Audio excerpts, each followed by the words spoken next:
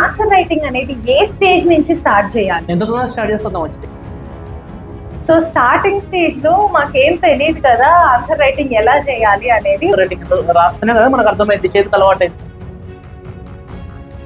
వాళ్ళకు ఉండే ప్రాబ్లం ఏంటి అంటే కంటెంట్. క్వశ్చన్ పేపర్ వచ్చినా కంటెంట్ లేదని అంటామా? Don't confuse note making with your 7 minutes 5 points.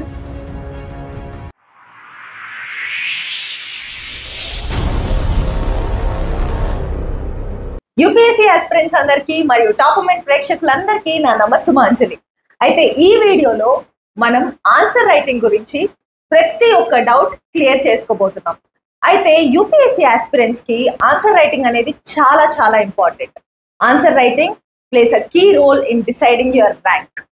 అయితే ప్రతి ఒక్కరికి చాలా డౌట్స్ ఉంటాయి, starting from how to structurize your answer and also how to maintain the length of the answer, how to limit the answer to the question. అంతే కాకుండా అసలు beginners ఎలాంటి questions చూస్ చేసుకోవాలి, ఇలాంటి చాలా క్వశ్చన్స్ ఉంటాయి. అయితే మీ ప్రతి ఒక్క క్వశ్చన్కి సొల్యూషన్ ఇచ్చేదానికి అండ్ ఆల్సో ఆన్సర్ ఇచ్చేదానికి మనతో విక్రమ్ సార్ ఉన్నారు. సో ఈ video is going to be very very helpful to all of you. So you can make note of any important points that you require and let's get started. Namaste Vikram sir. Namaste. Very happy to see you. Same here.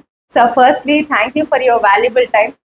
And ee video lo manam answer writing gurinchi discuss cheyabothunam, which is very very helpful for all our students. Aithe answer writing important anedi mana andarki telusu sir. Ante prati oka aspirant ki telusu. But why is it very important? First thing ఏంటంటే ఎందుకు important అని తెలియాలనుకుంటే అందరికి తెలుసు, but in case మనం మళ్ళీ దాని గురించి చెప్పాలనుకుంటే మాత్రం ఫస్ట్ థింగ్ మార్క్స్ చూసుకోవాలి. 3 stages ఆఫ్ ది ఎగ్జామ్ ఉంటుంది. అందులో మనకు ర్యాంక్ వచ్చేది మెయిన్స్ ఇంక ఇంటర్వ్యూ కలిపి. 90% of the marking system in the combined exams mains and interview is from mains. So mains నుంచి మనకు ఉంటుంది కాబట్టి అది చాలా ఇంపార్టెంట్ అయితే. And mains is completely full of return answers. Okay, that's how answer writing will decide the rank. Okay. So ఇంకా ఎందుకు important అని ఇంకా డెప్త్ లోకి వెళ్ళాలంటే, ఇంకా స్టూడెంట్ బాగా అర్థం కావాలంటే, ఇఫ్ యూఆర్ బిగినర్, 9 పేపర్లు ఉంటాయి. 2 లాంగ్వేజ్, రీజనల్ లాంగ్వేజ్ తెలుగు అనుకోవచ్చు, ఇంకోటి ఇంగ్లీష్ కంపల్సరీ క్వాలిఫైయింగ్ పేపర్స్. మిగతా 7 పేపర్స్ మనకు ర్యాంకింగ్ పేపర్స్ ఉంటాయి. Okay. Each paper will consist of 250 marks. Okay. For example paper 1 GS తీసుకుంటే మీకు 20 క్వశ్చన్స్ ఉంటాయి. 1 to 10 క్వశ్చన్స్ వచ్చేసి అవి మనకు 10 marker. Okay. So 10 into 10 100. 11 to 20 వచ్చేసి అవి 15 మార్కర్, 150. Total 250 marks. ఇప్పుడు 10 మార్క్స్ వచ్చేసి మీకు ఎన్ని వర్డ్స్ రాయాలి, వర్డ్ లిమిట్ ఉంటుంది, అది 150 words. 50 మార్కర్కి వచ్చేసి ఎన్ని వర్డ్స్ రాయాలి, 250 words. సో ఇలా మనకు ఆల్మోస్ట్ కలెక్ట్ చేయండి వర్డ్స్ 4000 words పర్ ఎగ్జామ్ రాయాలి, non stop per paper. Non stop 5 days వరకు ఉంటుంది ఎగ్జామ్. ఎన్ని రోజులు 400 words అన్ని పేపర్లు నింపాలి అని అంటే స్టూడెంట్కి ఒక్కసారి దిమ్మ జరిగిపోతుంది. ఆ రోజు ఎప్పటికప్పుడు రాయాలంటే ఇంపాసిబుల్ అవుతుంది. సో అది ముందు నుంచి మనకు అంటే అది మనకు బాగా రాయగలగాలంటే ముందు నుంచి మనకు తెలియాలి కదా. ఆన్సర్ రైటింగ్ రాస్తేనే కదా మనకు అర్థమైంది, చేతికి అలవాటు అయింది. అందుకు ముందు నుంచి ఆన్సర్ రైటింగ్ చేయడం ఇంపార్టెంట్. డెఫినెట్లీ అవును సార్. అయితే ఇప్పుడు ఆన్సర్ రైటింగ్ అనేది చాలా important and why it is important also మాకు అర్థమైంది. అయితే ఈ ఆన్సర్ రైటింగ్ అనేది ఏ స్టేజ్ నుంచి స్టార్ట్ చేయాలి అంటే బిగినర్ స్టేజ్ నుంచే స్టార్ట్ చేయాలా, లేకపోతే కొంచెం ఇంటర్మీడియట్ ప్రిపరేషన్ అయిన తర్వాత స్టార్ట్ చేయాలి? ఎంత తొందరగా స్టార్ట్ చేస్తుందా మంచిది. ఓకే. ఇప్పుడన్నా కూడా కానివ్వండి, ఇప్పుడు రియలైజ్ అవుతున్నా అంటే ఇప్పుడు స్టార్ట్ చేయండి, what ever stage your. Okay. అయితే నేను స్టూడెంట్స్ తో మాట్లాడినప్పుడు వాళ్ళు అడిగే చాలా ఇంపార్టెంట్ క్వశ్చన్స్ అండి. బిగినర్సే అయితే వాళ్ళు రాయాలనుకుంటున్నారు, అయితే వాళ్ళకు ఉండే ప్రాబ్లం ఏంటి అంటే కంటెంట్.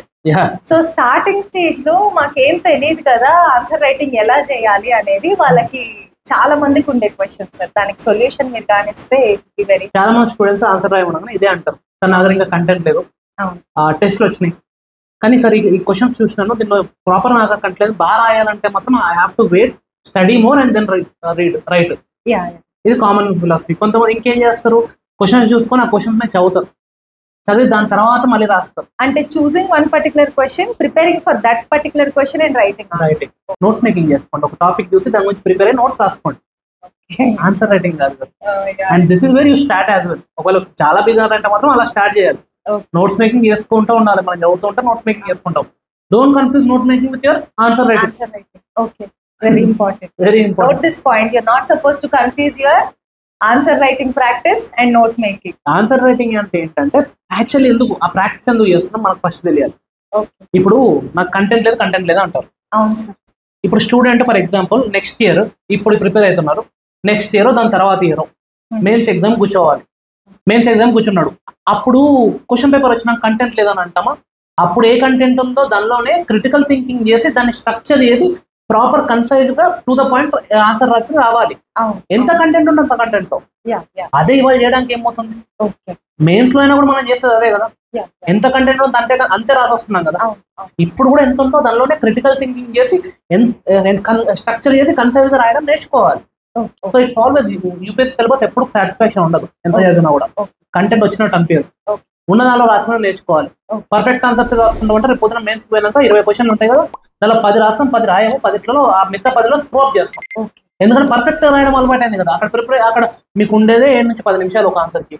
దాంట్లో థింక్ చేసి రాయడం కూడా ఫినిష్ చేయాలి. సో అలవాటు ముందు నుంచే ఉండాలి, క్రిటికల్ థింకింగ్ ఉండాలి.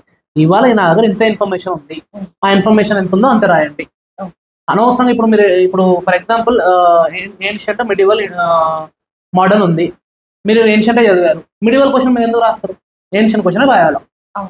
అబ్దాలు ఎంత కంటెంట్ వచ్చి అంతే కంటెంట్ రాయాలి. So that's how they should choose the question. అయితే సార్ ఇప్పుడు బిగినర్స్ అంటే ప్రిపరేషన్ స్టార్ట్ చేస్తారు కదా, ఎంత వరకు వాళ్ళు చదవడం ఫినిష్ చేసిన తర్వాత, అంటే మనం ఎన్సీఆర్టీస్ నుంచి స్టార్ట్ చేస్తాం, స్టెప్ బై స్టెప్ ప్రిపరేషన్ ఎంత ఉంటుంది, అయితే వాళ్ళు ఎంత వరకు చదివిన తర్వాత they can start writing answers? Depends అండి, ఇప్పుడు స్టూడెంట్ డిపెండ్ అవుతుంది. నేనేం చెప్పిస్తున్నా అంటే 1 year ప్రిపరేషన్ అంటే ముందే ఒక 12 months ముందే స్టార్ట్ చేస్తాం కాబట్టి 2-3 months 3 months నుంచి 4 months ఎన్సీఆర్టీ చేస్తాం. ఈ టైంలో డైలీ చదివిన ప్రతి చాప్టర్ మీద ఎంసీక్యూస్ పెడతాను, ప్రిలిమ్స్ ఓరియంటెడ్ టెస్ట్. కానీ ఆన్సర్ రైటింగ్ చేపియాను, ఎందుకంటే వాళ్ళకు కంటెంట్ ఇంకా రాలేదు కాబట్టి అప్పుడే స్టార్ట్ చేస్తున్నారు కాబట్టి భయపడతారు అని చెప్పి పెట్టాను. సో టోటల్ బిగినర్స్ అయితే ఆన్సర్ రైటింగ్ చేయొద్దు, బట్ లిమిటెడ్ ప్రిపరేషన్ అయితే చేసి ఉండాలి. ఆన్సర్ రైటింగ్ భయపడద్దు, భయం వచ్చినట్టు. మనం ఏంటంటే ఒక కంట్రోల్డ్ ఎన్విరాన్మెంట్ లో తీసుకెళ్తూ ఉంటాం కాబట్టి మనం ఒక పద్ధతి ప్రకారం తీసుకెళ్తాం. స్టూడెంట్స్ ఎవరైతే సొంతంగా చేసుకున్నారో ఎక్కడైనా కూడా చేయాల్సింది ఏంటంటే కొంచెం నాలెడ్జ్ ఉండాలి కాబట్టి ఎన్సీఆర్టీ క్విక్ గా ఫినిష్ చేయండి. అండ్ ఎన్సీఆర్టీ చదివేటప్పుడు కూడా you have to test your self for every chapter. అక్కడ ఉన్నవే కాదు, దానిలో ప్రీవియస్ ఇయర్స్ క్వశ్చన్స్ ఏమైనా వచ్చినా అవన్నీ చూసుకొని దాని మీద ఎంసీక్యూస్ సాల్వ్ చేయండి. ఒకవేళ మీకు ఆన్సర్ రైటింగ్ తో ఇబ్బంది లేదు, భయం లేదు అనుకుంటే ఆ చాప్టర్ మీద ఏమైనా క్వశ్చన్స్ వస్తే ఆ చాప్టర్ ఆన్సర్ రైటింగ్ స్టార్ట్ చేసుకోవాలి. ఐడియల్ ఏంటంటే టైం బాగుంది అనుకుంటే ఎన్సీఆర్టీ సపోర్ట్ చేయకండి. ఎన్సీఆర్టీలో గెయిన్ అయిన కంటెంట్ ఉంటుంది కదా, దాని తర్వాత స్టాండర్డ్ బుక్స్ క్లాసెస్కి వెళ్తారు కదా, అప్పుడు ఆన్సర్ రైటింగ్ ప్రతి క్లాస్ కి, ప్రతి బుక్ కి, ప్రతి చాప్టర్ కి you have to right do the answer writing. అప్పుడు చేయాలి 100%. So they should start answer writing from standard book preparation. So beginners me doubts అన్ని ఆల్మోస్ట్ క్లియర్ అయిపోయాయి. అయితే సార్ మనం ఎక్స్క్లూజివ్ గా ఆన్సర్ రైటింగ్ గురించి డిస్కస్ చేద్దాం సార్. అయితే ఆన్సర్ రైటింగ్ లో స్ట్రక్చరైజింగ్ ఆన్సర్ ఇస్ వెరీ ఇంపార్టెంట్ కదా సార్. సో ఆ స్ట్రక్చర్ ఎట్లా బిల్డ్ చేసుకోవాలి? స్ట్రక్చర్ కన్నా ముందు ఫస్ట్ క్వశ్చన్ చూసినప్పుడు అర్థం చేసుకోవడం ఇంపార్టెంట్. చాలా మంది హిస్టరీగా తొందర ఏదో చేసే రష్ లో క్వశ్చన్ సరిగ్గా చదివాక కొన్ని పార్ట్లు కూడా వదిలేస్తారు ఆ క్వశ్చన్ లో. So there will be 2-3 parts in the question, in the single question. ఆ 2-3 parts ఐడెంటిఫై చేసి దాన్ని అండర్లైన్ చేయాలి. ఈ పార్ట్ ఈ పార్ట్. సో 3 parts ఉన్నాయి, దీనిలో ఎక్స్ప్లెయిన్ చేయమన్నాడా, క్రిటిసైజ్ చేయమన్నాడా, క్రిటికల్లీ అనలైజ్ చేయమన్నాడా, ఏం చేయమన్నా ఫస్ట్ చూడాలి. చూసినాక ఓకే ఇది అడుగుతున్నాడు, అది రిక్వైర్మెంట్ రౌండప్. దాని తర్వాత ఇవి పార్ట్స్ క్వశ్చన్ ఆన్సర్ చేయండి రౌండప్. సో డిమాండ్ ఏంటి, నా దగ్గర నుంచి ఈ డిమాండ్ చేస్తున్నారు, ఇది సాటిస్ఫై చేయమని చెప్పి ఇది అర్థం చేసుకున్నాం క్వశ్చన్. దాని మీద టైం స్పెండ్ చేయాలి. స్పెండ్ చేసినాక immediately have to structure your answer next mind లో. ఓకే ఇవి అన్ని మన కంటెంట్ ఉంటుంది మన దగ్గర, చాలా కంటెంట్ చదువు ఉంటాం ఒక్కొక్క. సో కంటెంట్ చదివిన దానిలో ఇవి క్వశ్చన్స్ లో ఇన్ని పార్ట్స్ ఉన్నాయి. ఒక్కొక్క క్వశ్చన్ కి మనం ఫస్ట్ ఇంట్రొడక్షన్ ఫామ్ చేసుకోవాలి, బాడీ ఫామ్ చేసుకోవాలి, కంక్లూజన్ ఫామ్ చేసుకోవాలి. ఇదైతే కంపల్సరీ చేయాలి. ఇంట్రొడక్షన్ కంక్లూజన్ 100% గ్యారెంటీ చేయాల్సింది కంపల్సరీ. ఇందులో చాలా మంది తప్పులు చేస్తారు, జాగ్రత్తగా చూసుకోవాలి. ఎందుకంటే ఇంట్రొడక్షన్ కంక్లూజన్ అనేది ఇంప్రెషన్ ఇచ్చేది. So how you're starting, what's your approach introduction, how you're concluding, balance గా మొత్తం పాయింట్స్ అన్ని ఓకే పైన చెప్తున్నాం, దీనివల్ల ఇది జరగబోతుంది, ఒక ఫ్యూచర్ ఫార్వర్డ్ అని చెప్పి ఒక పాజిటివ్ గా రాసి బ్యాలెన్స్ చేయడం conclusion. So clarity of thought ఎంత ఉంది అనేది కూడా ఆన్సర్ రైటింగ్ లో ఆ స్ట్రక్చర్ కరెక్ట్ గా ఉంటేనే అర్థమవుతుంది. ఇది ఇంట్రొడక్షన్ కంక్లూజన్. ఇప్పుడు బాడీ ఇక్కడ ఉంటుంది గేమ్ అంతా పిల్లలకు. ఓకే బాడీ దగ్గరకు వచ్చేసరికి ఏంటంటే ఎప్పుడైనా కూడా బాడీ స్ట్రక్చర్ ఎలా చూసుకోవాలి according to the demand. Pros cons రాస్తామా, లేకుంటే హెడ్డింగ్స్ సబ్ హెడ్డింగ్స్ పెడతామా, బుల్లెట్ పాయింట్స్ చేస్తామా, ఇవన్నీ ఉంటాయి. ఇవన్నీ you have to use. Flow chart వాడతామా, డయాగ్రామ్ వేస్తామా, ఇది బాడీలో చేయాలి. Answering every all the parts, 1 part అంటే 1 part, 2 parts అంటే 2 parts, దాని డైమెన్షన్ అంటే dimension. So there is one trick అండి ఇక్కడ బాడీ దగ్గర. దిస్ ఫార్ములా ఇస్ 753 అంటాం. For answer you have to take 7 minutes రాయడానికి. You have to have 5 points in the body and every point should have 3 dimensions. 5 points అంటే 5 points అంటే 5 sub headings వస్తాయి. దాని గురించి కొంచెం రాస్తాం. 3 dimensions, socio economic, political, something like that. అంటే according to the question ask. So environment రావచ్చు, social రావచ్చు, ఎకనామికల్ రావచ్చు, పొలిటికల్ రావచ్చు, జియోగ్రఫికల్ రావచ్చు. ఇలా డిఫరెంట్ డైమెన్షన్స్ ఉంటాయి కదా.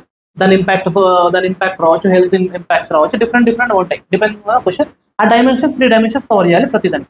7 minutes, 5 points, 3 dimensions, done. Keep it simple. అయితే సార్ ఇప్పుడు చాలా మంది స్టూడెంట్స్ కి ఈ డౌట్ కూడా, ఆన్సర్ రైటింగ్ చేసేటప్పుడు బుల్లెట్ పాయింట్స్ ఎక్కువ రాయడం ఇంపార్టెంటా, లేకపోతే పారాగ్రాఫ్ స్టైల్లో రాసినా గానీ గుడ్?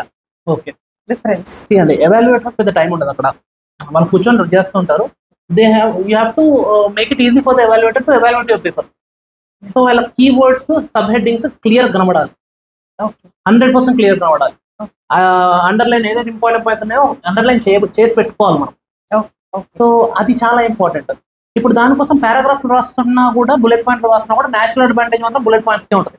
ఎందుకంటే ఫట్ అని చదివేస్తాం కదా. Bullet points are easy to study. ఇప్పుడు మీరు కూడా ఎప్పుడైనా చదివితే పారాగ్రాఫ్ కన్నా బుల్లెట్ పాయింట్ చదవడం తొందరగా ఇన్ఫర్మేషన్ గ్యాదర్ చేసుకోగలుగుతాం. నోట్ మేకింగ్ లో కూడా పాయింట్స్ రాసుకుంటాం. సో చదివే వాళ్ళకి బుల్లెట్ పాయింట్స్ లో క్లియర్ గా అర్థమైంది. Until unless question demands for you to given paragraph like explain. So ఒక ఇంట్రడక్షన్, కంక్లూజన్ ఎప్పుడు పారాగ్రాఫ్ బుల్లెట్ పాయింట్ లో రాయలేదు. It is always in paragraph, introduction and conclusion. So only in the body you will play. ఒకవేళ ఒక dimension రాస్తున్నాం, ఒక చిన్న పారాలో రాయొచ్చు, లేకుంటే 2-3 బుల్లెట్ పాయింట్ లో రాయొచ్చు. It's up to it. కాకపోతే డివైడ్ అయ్యి ఉండాలి, ఒకటే గుంపుగా పెద్ద రాయొద్దు. మిక్స్ అండ్ మ్యాచ్ ఉండాలి, leaning more towards bullet points. Great sir, very informative. ఎందుకంటే చాలా మందికి కన్ఫ్యూజ్డ్ ఉన్నారు పిల్లలు, బుల్లెట్ పాయింట్స్ వైపు లీన్ అవ్వాలా, పారాగ్రాఫ్ రైటింగ్ చేయాలా, ఆన్సర్ రైటింగ్ గురించి. అయితే సార్ ఇంకో చిన్న డౌట్, సో ఆన్సర్ రైటింగ్ లో రైటింగ్ కర్సివ్ రైటింగ్ యూజ్ చేస్తే బెటరా or normal hand writing use చేస్తే better? Very good question. Depends on your, మనకు లెజిబుల్ ఉండాలి, చదవడానికి రీడబిలిటీ ఉండాలి, కంఫర్టబుల్ గా. సో కంఫర్ట్ డిపెండ్ అయింది.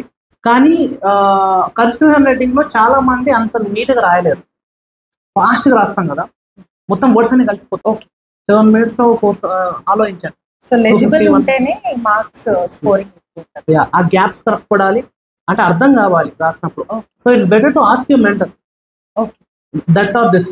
వాళ్ళు చదివి చెప్తారు, బోత్ ఆర్ ఫైన్ అంటే బోత్ ఆర్ ఫైన్, లేదా అసలు గలీజ్ ఉందంటే గలీజ్ అని చెప్తారు. సో కర్సివ్ రైటింగ్ బాగాలేదంటే నార్మల్ గా రాయమని చెప్తే నార్మల్ గా రాస్తాం, దూరం అక్షరాలతో ఆ ప్రాపర్ గ్యాప్స్ ఇచ్చేస్తాం. Until unless we're really smooth at cursive writing with time frame work. అంటే కర్సివ్ రైటింగ్ లో కొంతమందికి ఏంటంటే పెన్ దాని మీద ఉంటుంది కాబట్టి ఈజీగా వెళ్ళిపోతూ ఉంటుంది, స్పీడ్ కూడా ఉంటుంది, కాకపోతే అర్థం కాదు, అప్పుడు కలిసిపోతూ ఉంటాయి ఫాస్ట్నెస్ లో. సో అది చెక్ చేసుకోవాలి మనం. So take help from mentor. And one more very important sir, అయితే హ్యూమన్ నేచర్ యూజువల్లీ ఏ టాపిక్ చూసుకున్నా లేకపోతే ఏ సిచ్యువేషన్ అయినా బయాస్డ్ గా ఉండడం human nature for most of the people. So either అంటే టువర్డ్స్ ఇట్ తీసుకుంటారు, లేకపోతే అగేన్స్ట్ ఇట్ తీసుకుంటారు. Everybody has their own opinions. అయితే UPSC demands balanced answer. How to bring the balance for answer? ఒక point చెప్తాను, excess of anything is dangerous. మంచిగా చెడాను ఏదైనా కూడా బ్యాలెన్స్ ఉండదు. ఎగ్జామినర్ కూడా అదే ఎక్స్పెక్ట్ చేస్తున్నారు. As when you're in a job, that is what is expected of you. In case మీరు ఒక రిలీజియన్ చెందిన వాళ్ళు అయితే మీరు ఆపోజిట్ రిలీజియన్ చెందిన వాళ్ళని పిచ్చి చేయొద్దు, అంటే మీరు ఎక్స్ట్రీమిటీ ఉండొద్దు. ఏ రిలీజియన్ కన్నా కూడా మీరు బ్యాలెన్స్ ఒపీనియన్ ఉండాలి కదా. సో అట్లాంటి టైంలో ఇవన్నీ చూసుకుంటారు అన్నమాట. అంటే మీకు కొంతమందికి ఒక రీజియన్ వాళ్ళంటే నచ్చదు, ఎక్స్ట్రీమ్ ఒపీనియన్స్ ఉండొచ్చు. కొంతమందికి ఒక లాంగ్వేజ్ వాళ్ళంటే నచ్చదు. సో ఇలాంటి ఒపీనియన్స్ ఎక్స్ట్రీమ్ ఉంటే కష్టం. మీరు అడ్మినిస్ట్రేటర్, పొలిటీషియన్స్ అంటే వచ్చి వెళ్తూ ఉంటారు, వాళ్ళు ఏం మాట్లాడినా ఓకే, ప్రజలు నచ్చకుండా వేటలో పెట్టుకుంటారు. మీరు ఎప్పుడు ఉండాల్సిన వాళ్ళు కదా. సో మీరు ఎప్పుడైనా కూడా బ్యాలెన్స్ ఉండడం చాలా ఇంపార్టెంట్. సో ఆ బ్యాలెన్స్ మీరు క్రియేట్ చేయడం మీ బాధ్యత. అది ఎక్కడ జడ్జ్మెంట్ అవుతుందంటే మీ కంక్లూజన్స్ లో, మీ మధ్యలో బాడీలో మీరు ప్రోస్ కాన్స్ ఇప్పుడు ఎక్స్ట్రీమ్ వ్యూస్ ఉన్నాయంటే మాత్రం ముందర వాళ్ళ జడ్జిమెంట్ కూడా చాలా ఎక్స్ట్రీమ్ రాస్తున్నారు, జాబ్ పనికిరారు అనుకోవచ్చు. వాళ్ళ పర్సనల్ ఒపీనియన్ మనకు తెలియదు. అంటే వాళ్ళ చిన్నోళ్ళు ఏం కాదు కదా, they are like very much seniors, they have seen everything. మరి ఎక్స్ట్రీమ్ ఒపీనియన్స్ ఉన్నప్పుడు ఆ మార్కులు ఇస్తారని గ్యారంటీ లేదు.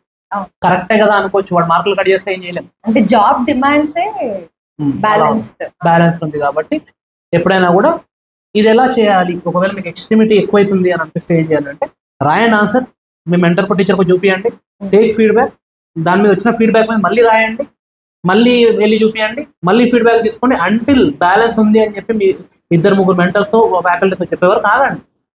You keep on practicing is the key. So students చూసారు కదా, మీరు ప్రిపరేషన్ స్టార్టింగ్ నుంచి ఏ కాన్సెప్ట్ చదివినా ఒక బ్యాలెన్స్డ్ వ్యూ పాయింట్ బిల్డ్ చేసుకుంటే మీకు ఆన్సర్ రైటింగ్ లో ఒక బ్యాలెన్స్డ్ ఆన్సర్ బిల్డ్ చేసేదానికి కూడా చాలా హెల్ప్ అవుతుంది, which is very very important. And exam డిమాండే బ్యాలెన్స్డ్ ఆన్సర్ రైటింగ్ కాబట్టి. So sir let's move on to next question. Simple question sir. అయితే ఇప్పుడు స్టార్టింగ్ నుంచి ప్రాక్టీస్ చేసేవాళ్ళు డైలీ ఎన్ని క్వశ్చన్స్ తీసుకొని ప్రాక్టీస్ చేయాలి? ఒక్క క్వశ్చన్ అయితే minimum 1 question is enough in the beginning. ఎందుకంటే ఇప్పుడు ఎలా అయిపోయిందంటే కోచింగ్ సెంటర్స్ లో వీళ్ళు జాయిన్ అయిపోతే వీళ్ళకి డైలీ చేపియారు, వీక్లీ ఉంటాయి. I always say to my students, మీరు జిమ్కి వెళ్ళి బాడీ చేసుకోవాలంటే డైలీ పోవాలి, వీక్లీ ఒకసారి పోతే బాడీ కాదు కదా. డైలీ గటైప్ చేసేది సండే రోజు వెళ్ళి 6 గంటలు చేస్తాంట సరిపోద్దా? 6 రోజులు 6 గంటలు చేస్తాం సార్, సండే రోజు ఒక్క రోజు అంటే బాగా అడ్డం పడతాం, నెక్స్ట్ 6 రోజులు లేవలేము. సో డైలీ ఎంత అరుగుతో అంత తినాలి. సో డైలీ ఎప్పటికప్పుడు ఫినిష్ చేసుకుంటే వెళ్తే ప్రాక్టీస్ ఎక్కువ అవుతుంది, ఇంప్రూవ్మెంట్ ఎక్కువ అవుతుంది. ఈ వారానికి మీరు రాసి అవన్నీ ఇన్ని రాసేసి అవన్నీ ఎవాల్యుయేషన్స్ అవ్వడానికి 2-3 రోజులు తీసుకొని నెక్స్ట్ వారానికి ఇంప్రూవ్ అయ్యాం అనే టైంకి లాస్ట్ వారం ఏం రాసినా గుర్తుకుండా ఉండకుంటే సో డైలీ ప్రాక్టీస్ చేయాలి. అలాంటి ప్లేస్ లోనే మీరు ఉండాలి, అలాంటి ప్లాట్ఫామ్ ని చూస్ చేసుకోండి. అయితే సార్ ఇప్పుడు కొంతమంది పిల్లలు మనకి సబ్మిట్ చేస్తూ ఉంటారు ఆన్సర్స్, దాంట్లో ఆన్సర్ రైటింగ్ మీరు ఆల్రెడీ చెప్పారు, word limit is very important అని. అయితే ఎస్సే రైటింగ్ లాగా ఉన్న కంటెంట్ అంతా పెట్టేదానికి ట్రై చేస్తూ ఉంటారు. సో వాళ్ళు స్టార్టింగ్ నుంచే కరెక్ట్ వేలో ప్రాక్టీస్ చేయాలి అంటే ఒక ఆన్సర్ వర్డ్ లిమిట్ ఇప్పుడు 150 వర్డ్ లిమిట్ అనుకుంటే ఎన్ని పేజెస్ మాక్సిమం రాయొచ్చు? ఇది చాలా ఇంపార్టెంట్. దీనిలో ఏంటంటే స్టూడెంట్ మేము ఆల్రెడీ చెప్పాం 150-250 వర్డ్స్ ఉంటాయి, అండ్ 2 pages 3 pages. ఇదే గుర్తుపెట్టుకోవాలి, 1 2 3 pages. సో ఇది ఫస్ట్ రేషియో మెయింటైన్ చేయాలి. అంటే యూపీఎస్సీ నార్మల్ గా పేపర్స్ ఉంటాయి, అదే పేపర్స్ తీసుకోండి, క్వశ్చన్ పైన రాయండి, దాని ప్రకారం అదే స్పేస్ లో రాయడానికి ట్రై చేయండి. ఓకే, సో అక్కడికే లిమిట్ చేసుకోవాలి, ఫస్ట్ నుంచి అదే ప్రాక్టీస్ లో ఉంటే ఇట్ విల్ బి బెటర్. దాని లిమిట్ వద్దు సార్. అయితే ఇది కూడా అడగాలనుకున్నాను సార్, పిల్లలు కొంతమంది చిన్న చిన్న అక్షరాలు రాస్తుంటారు, కొంతమంది పెద్ద పెద్ద అక్షరాలు రాస్తుంటారు. సో వాళ్ళు ఆన్సర్ రైటింగ్ లో వాళ్ళు ఎట్లా ఏం చేంజెస్ చేసుకుంటే బెటర్ అవుతుంది? ఇప్పుడు పెద్ద లెటర్స్ రాసే వాళ్ళతో ప్రాబ్లం ఏంటంటే, పెద్దగా రాసే వాళ్ళతో ప్రాబ్లం ఏంటంటే వాళ్ళకు 150 వర్డ్స్ రావు అందులో 2 pages. చిన్నగా రాసే వాళ్ళకు 200-300 వర్డ్స్ కూడా వెళ్ళిపోతాయి, ఎంత చిన్నగా రాసా. సో ఫస్ట్ ఏం చేయాలంటే స్టార్టింగ్ బిగినింగ్ లో డైలీ 1 ఆన్సర్ రాస్తున్నారు, 150 వర్డ్స్ రాయడం స్టార్ట్ చేయండి. చేసి మీరు మీ హ్యాండ్ రైటింగ్ ఎలా ఉంది, మీరు సైజ్ ఎంత ఉందో చూసుకోండి, వర్డ్ కౌంట్ చేయండి, 1 page లో ఎన్ని వర్డ్స్ వస్తున్నాయి చూసుకోండి. ఆన్ యావరేజ్ 10 అటు ఇటు అయినా ఏం కాదు, కానీ 20-30 డిఫరెన్స్ రావద్దు. తక్కువ వచ్చినా కూడా అడగడు, మరి ఎక్కువ రావద్దు, అంటే ఇరికియడానికి ట్రై చేసినట్టు అనిపించదు. ఓకేనా? సో ఫస్ట్ డే మీరు ఆల్రెడీ సరే పెద్ద రాసే వాళ్ళు 100 వర్డ్సే వచ్చినాయి, దానికన్నా ఎక్కువ రాయలేకపోతే కంక్లూజన్ ఇవన్నీ వదిలేస్తున్నాం, కొంచెం చిన్న రాయండి, నెక్స్ట్ డే ట్రై చేయండి. Everything is trial and error. Till unless you achieve that 150, around 150 plus or -10 side ఉంటే బెటర్, ఎందుకంటే ఎగ్జామ్లో ఎక్సైట్మెంట్లో ఎక్కువ తక్కువ అయిపోవచ్చు. సో కొంచెం సేఫ్ సైడ్ ఉండాలి. అది చిన్న రాసే వాళ్ళకు అగైన్ కౌంట్ యువర్ వర్డ్స్, 170 అలా 160-170 దాటుతున్నాయంటే చిన్న రాసే వాళ్ళకు get it down 100%. So students first నుంచే ఆన్సర్ రైటింగ్ ప్రాక్టీస్ స్టార్ట్ చేస్తే ఇలాంటి మైన్యూట్ మిస్టేక్స్ అన్ని కరెక్ట్ చేసుకునే స్కోప్ ఎక్కువ. చాలా మంది అది ప్రిలిమ్స్ తర్వాత అనుకుంటారు, అప్పుడు ఇవన్నీ కష్టం. చాలా మంది స్టూడెంట్స్ అట్లా కూడా అంటారు సార్, అంటే మాకు ప్రిలిమ్స్ క్లియర్ అయిన తర్వాత మెయిన్స్ ఆన్సర్ రైటింగ్ ప్రాక్టీస్ చేస్తామంటారు. అలాంటి పిల్లలకి మీ సజెషన్ ఏంటి సార్? అప్పుడు మీకు టైం సరిపోతుంది. అంటే మీరు అప్పుడు కంటెంట్ చదవడానికి, రివిజన్ చేయడానికి దానికి టైం సరిపోతూ ఉంటుంది. మిగతా టైంలో ఆన్సర్ రైటింగ్ కంపల్సరీ చేయాల్సిందే, అలవాటు చేతికి అలవాటు అవ్వాలి. ముందు నుంచి అలవాటు ఉంటే కొంచెం ఈజీ అవుతుంది ఆ 3 నెలలతో. లేదంటే ఏమైపోతుంది, అప్పుడు కూర్చొని బేసిక్గా స్ట్రక్చర్ ఏంటి, ఎక్కడ వర్డ్ లిమిట్ ఏంటి, కరెక్టా కాదా అని అప్పుడు తెలుసుకోవడం స్టార్ట్ చేస్తారు. ఎందుకంటే you have to answer writing చేస్తే చిన్న చిన్నవి ఒక 40-50 అని ఉంటాయి. Every beginner who is going to right mains some day will have to, ఎవరైనా కానివ్వండి, పర్ఫెక్ట్ ఆన్సర్ అయితే డే 1 రాదు. So at least you have to 40 to 50 mistakes అయితే ఉంటాయి which you cover, which you'll find out as you right more. 40-50 mistake గురించి నేర్చుకోవడానికి 3 నెలలు దొరుకు. చిన్న చిన్నవి, చాలా చిన్న చిన్నవి ఉంటాయి. That will screw up or make you stuck in your answer. So చిన్న కవర్ అవ్వాలి అని అంటే రోజు కొంచెం ముందు నుంచే చేస్తుంటే స్లో బిల్డ్ అయిపోద్ది. ఆ ఎగ్జామ్స్ టైంలో 3 నెలలు రివిజన్కి ఎక్కువ టైం ఇవ్వచ్చు, ఆన్సర్ రైటింగ్ ఈజీ అయిపోతుంది. సో ఆల్మోస్ట్ అన్ని డౌట్స్ అయితే మీరు పిల్లలందరికీ క్లియర్ చేశారు. ఇంకొక పాయింటర్ ఇస్తానండి. ఆన్సర్ ప్రాక్టీస్ చేసినప్పుడు బిఫోర్ యూ స్టార్ట్ మళ్ళీ కొంచెం గ్రిప్ వచ్చినాక, అంటే భయం పోయినాక ఆన్సర్ రైటింగ్ మీద, భయం వచ్చే వరకు మాత్రం యూ డోంట్. భయం పోయినాక see previous years question paper with toppers copies. ఇంత టాపర్స్ నేను రాసా చూడడం. కొంచెం భయం పోయినాక స్టార్టింగ్ కూర్చొని అన్ని ముందు పెట్టుకొని కూర్చోవడం కాదు. ప్రీవియస్ ఇయర్స్ క్వశ్చన్ పేపర్ దేనికోసం అంటే చదివేటప్పుడు డైరెక్షన్ కోసం చదువుతాం కరెక్ట్. టాపర్స్ కాపీస్ ఎందుకు చూడాలంటే ఆన్సర్ రైటింగ్ లో అప్రోచ్ కోసం. సో కాకపోతే స్టార్టింగ్ అయ్యి వస్తే దాన్నే కాపీ కొడదామని ట్రై చేస్తారు. No 2 toppers copies are same. వాళ్ళు వేరేలా రాస్తారు, వీళ్ళు వేరేలా రాస్తారు. There are some similarities, like they keep simple language. Complicated రాయాలి. So language also plays a very important role. Language మీద మరి ఓవర్ సఫిస్టికేటెడ్ ఉండొద్దు. ఎవరికైనా కూడా ఒక లేమన్ అర్థమయ్యేటట్టు ఉండాలి. She should be very simple. Flow charts ఇవన్నీ కూడా ఎందుకు వేస్తామండి మనం, డయాగ్రామ్స్, ఫ్లో చార్ట్స్ అర్థం సింపుల్ గా అలా చూడంగానే 1 glance లో అర్థమైపోయింది. కాంప్లెక్స్ టాపిక్ ని సింపులర్ వేలో చూపించడానికి ఫ్లో చార్ట్ వాడతాం. సో కాంప్లెక్స్ టాపిక్ ని మనం 150 words లో మనం అరేంజ్ చేయాలంటే కుదరదు. మీరు ఫ్లో చార్ట్ వాడండి, పెద్ద ఫ్లో చార్ట్ వేయండి, 2-3 ఫ్లో చార్ట్లు అట్లాంటివి ఏమంటే మీకు 100 words కూడా కావు. But you will get full marks, మంచి మార్కులు వస్తాయి. ఫుల్ మార్క్స్ అంటే మొత్తం ఫుల్ రావాలని అంటాం, అలాగా 50% మార్క్స్ మంచిగా వస్తాయి. మార్క్స్. సో టైం సేవింగ్ కూడా అవుతుంది, ఫ్లో చార్ట్స్ కూడా అలవాటు చేసుకుంది. అది కూడా మనకు చేయి నొప్పి లేకుండా, ఇవన్నీ స్పీడ్ కోసం చేయాల్సిన డయాగ్రామ్స్, ఫ్లో చార్ట్స్ నేర్చుకోవడం, ఇవన్నీ స్పీడ్ పెరుగుద్ది. చేయి నొప్పి తగ్గినప్పుడు స్పీడ్ ఎక్కువ పెరుగుతూ ఉంటుంది. ఫ్లో ఆఫ్ థాట్స్ కూడా ఇంపార్టెంట్ అవుతుంది. రివిజన్ త్రూ వస్తుంది ఫ్లో ఆఫ్ థాట్స్ కదా. ఫ్లో చార్ట్ త్రూ నేర్చుకున్నప్పుడు మనకి ఆ రీకాలింగ్ కెపాసిటీ కూడా బిల్డ్ అవుతుంది. అవునవును. నోట్స్ రాసేటప్పుడు కూడా మీకు in case if you can do flow charts and some topics, do flow charts. అదే ఎగ్జామ్ లో రిప్లికేట్ చేయండి. మీకు కావాల్సింది మీరు ఎన్నైనా 10,000 words చదవండి, మీకు కావాల్సింది again I'm telling you 150 to 250 words. మీకు ఎస్సేది టోటల్ డిఫరెంట్ అప్రోచ్ ఉంటుంది. ఎందుకంటే 1000 to 1200 words అలా రాయాలి. ఒకటే టాపిక్ రాయాలి కాబట్టి అది కష్టంగా అనిపిస్తుంది. ఇక్కడ 4000 words, అక్కడ 2 కలిపితే 2000 to 2500 words, దానికన్నా దాటవు. అంటే సగం వర్డ్స్ రాయాల్సింది. కానీ అక్కడ కష్టం ఎందుకు అవుతుంది అంటే ఒకటే టాపిక్ అంతలాగా, సో అది కష్టం. దానికి వేరే సెపరేట్ టైప్ ఆఫ్ వీడియో కావాలి, మనం చేయాలని చెప్పాలి. అప్రోచ్ వేరే ఉంటుంది, 100% అది అప్రోచ్ వేరే ఉంటుంది. ఈ టాపర్స్ కాపీ మాత్రం కొంచెం ప్రాక్టీస్ చేసినాక చూడండి. You will understand that okay this is simple only, not that దైవ విద్య కాదు. సింపుల్ గా రాశారు, క్లియర్ గా రాశారు, ఒక స్టాండర్డ్ లో ఉంటుంది అన్నమాట. ఫస్ట్ ఆన్సర్ నుంచి లాస్ట్ ఆన్సర్ ఒక బ్యాలెన్స్డ్ వేలో ఉంటుంది. ఒక దగ్గర పెద్దగా మంచిగా బ్యూటిఫుల్ గా, ఇంకో దగ్గర చాలా చండాలంగా అలా ఉండవు. ఎక్స్ట్రీమ్ ఉండదు అన్నమాట. Everything will be balance. అంటే ఏ ఆన్సర్ నాకు వచ్చిన ఆన్సర్ అని చెప్పి మనం ఆనందపడద్దు, రాని ఆన్సర్ అని చెప్పి దాన్ని జరగొట్టద్దు. ఏదైనా అదే చెప్పినా క్రిటికల్ థింకింగ్, ముందు నుంచి ఆన్సర్ ప్రాక్టీస్ చేస్తే అలా వస్తుంది. Very informative sir. Thank you so much for your valuable time. Thank you sir. Thank you. Students compulsory answer writing అనేది చేయడం చాలా ఇంపార్టెంట్. అది మాత్రం వదలకండి. అది వదిలేరంటే మాత్రం యూపీఎస్సీ వదిలేసినట్టే. So all the best. So చూసారు కదా స్టూడెంట్స్, ఈ వీడియో మీ అందరికి చాలా హెల్ప్ అయిందని నేను నమ్ముతున్నాను. అండ్ ఈ వీడియో మీ ఫ్రెండ్స్ అందరికి, ఎవరైతే యూపీఎస్సీ ప్రిపేర్ అవుతున్నారో వాళ్ళందరికీ షేర్ చేయండి. It is very informative and it is going to help them a lot. And మీకు ఆన్సర్ రైటింగ్ గురించి వేరే ఏ డౌట్స్ ఉన్నా కానీ you can let us know in the comment box. We will answer your doubts. And also మీకు ఇంకేదైనా topic మీద videos కావాలన్నా you can let us know. We will make those videos and we will help you out. And Topment is always there to support your success. You can reach us out for any information related to UPSC, and we will come up with more such useful content. See you in the next video. Until then, take care. Jai Hind.